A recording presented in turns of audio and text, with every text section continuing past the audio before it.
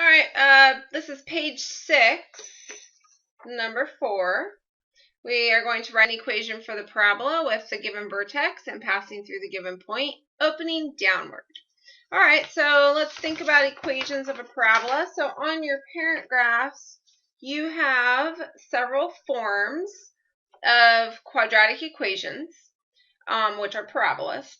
Let's see. So in our answers here, they all seem to have like y minus something squared, right? So it seems like we're doing something here in vertex form, or x plus something squared, and then a y plus 8.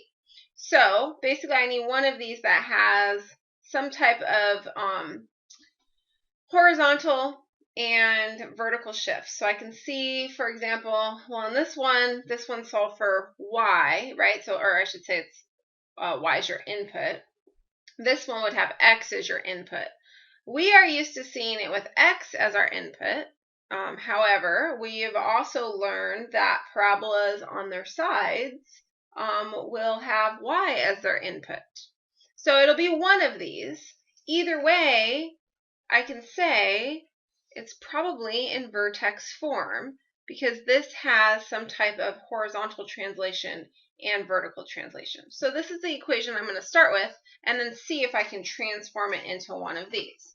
So I'm going to start with the equation y equals a times x minus h squared plus k. I know that I have a vertex of -1, -8, so that gives me an h and a k. And then I also know I have a -3 and a 16 as my x and my y. Okay, so I'm going to go ahead and start plugging some stuff in and trying to figure out the things that I don't have. Okay, so I'm going to have, let's see, y equals, oops, said I was going to plug things in and then I didn't plug anything in. So for y, I'm going to put -16. I don't know my a, and that's probably going to be the one thing that I can actually figure out. So I'm going to leave a there. X is going to be -3.